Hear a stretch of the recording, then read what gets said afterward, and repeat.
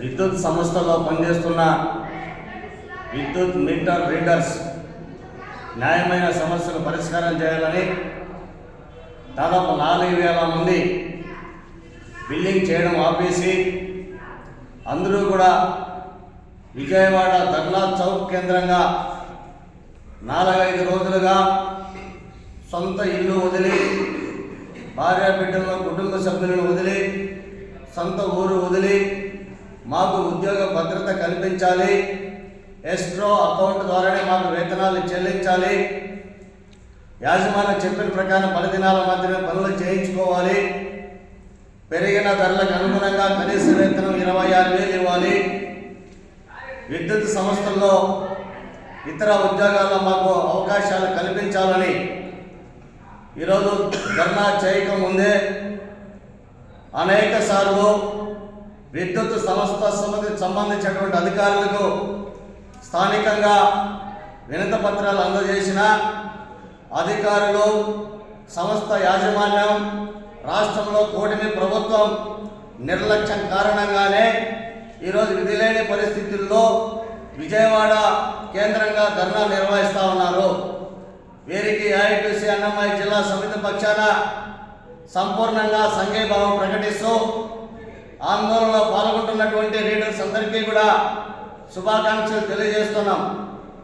ఈరోజు రాష్ట్ర ప్రభుత్వం, గత ప్రభుత్వం వైసీపీ ప్రభుత్వం ఉన్నప్పుడు స్మార్ట్ మీటర్లను తీసుకొస్తే ఈరోజు ముఖ్యమంత్రిగా ఉన్నటువంటి చంద్రబాబు నాయుడు గారు, ఆయన తనయుడు లోకేష్ గారు స్మార్ట్ మీటర్లు పగలగొట్టండి అని చెప్పి ప్రజలకంతా కూడా చెప్పడం జరిగింది. ఈరోజు అధికారంలోకి వచ్చిన తర్వాత కూటమి ప్రభుత్వం స్మార్ట్ మీటర్లను బిగించండి అని చెప్పి ఒత్తిడి చేస్తూ ఉన్నారు. ఈ స్మార్ట్ మీటర్లు బిగిస్తే 4,000 మంది రీడర్స్ యొక్క ఉపాధి కోల్పోతారు, వారి యొక్క జీవన పరిస్థితి ఏంటని చెప్పి లోకేష్ గారిని, ముఖ్యమంత్రి చంద్రబాబు నాయుడు గారిని ఏఐటీసీగా అడుగుతా ఉన్నాం. మేము అధికారంలోకి వస్తే 20 లక్షల ఉద్యోగాలు అన్నారు, మరి ఎందుకు ఈరోజు ఉద్యోగాలు ఇవ్వలేకపోతా ఉన్నారు? విద్యుత్ సంస్థలో ప్రత్యామ్నాయంగా మాకు ఉపాధి అవకాశాలు చూపించని చెప్పి అడుగుతా ఉన్నారు. మీరు ఆ సంపాదించిన ఆస్తుల్లో వాటాలు ఏమి అడగట్లేదు. విజయవాడ కేంద్రంగా ఈరోజు అక్కడే పడుకొని, అక్కడే స్నానం లేకుండా బట్టలు మాసిపోయి చలికి వణుకుతూ దోమల దగ్గర కుట్టించుకుంటూ కుటుంబానికి దూరంగా 4-5 రోజులుగా ధర్నా చేస్తూ ఉంటే చంద్రబాబు నాయుడు గారికి, లోకేష్ గారికి కళ్ళు కనపడలేదని చెప్పి అడుగుతా ఉన్నాం.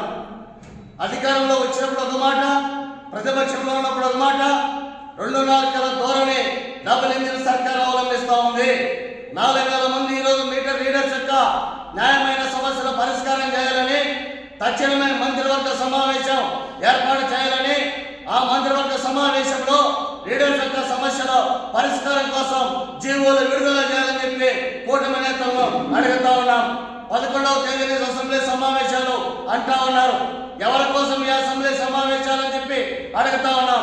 ఎవరి కోసం మంత్రివర్గ సమావేశాలని చెప్పి అడుగుతా ఉన్నాం. కార్మిక సమస్యలు పట్టించుకోకుండా వారిని విస్మరిస్తూ ఉంటే కార్పొరేట్ల ప్రజల కోసం మీరు అసెంబ్లీ నడుపుతారా, శాసనసభ సమావేశాలు ఏర్పాటు చేస్తారని అడుగుతా ఉన్నాం. తక్షణమే ఈరోజు మంత్రివర్గ సమావేశం ఏర్పాటు చేసి ఆ శాఖకు సంబంధించినటువంటి మంత్రి గారు, యాజమాన్యం అందరూ కూడా కూర్చొని వీరి యొక్క న్యాయమైనటువంటి సమస్యల పరిష్కారం చేయాలని కూటమి ప్రభుత్వాన్ని డిమాండ్ చేస్తా ఉన్నాం. సమస్య పరిష్కారం అయ్యేంత వరకు విజయవాడ ధర్నా చౌక్ ఖాళీ చేసే పరిస్థితి లేదని చెప్పి బేస్ పెంచుకుని అక్కడ కూర్చుంటా ఉన్నారు. వారికి సంఘీభావంగా ఏఐటీసీగా మద్దతు తెలియజేస్తా ఉన్నాం.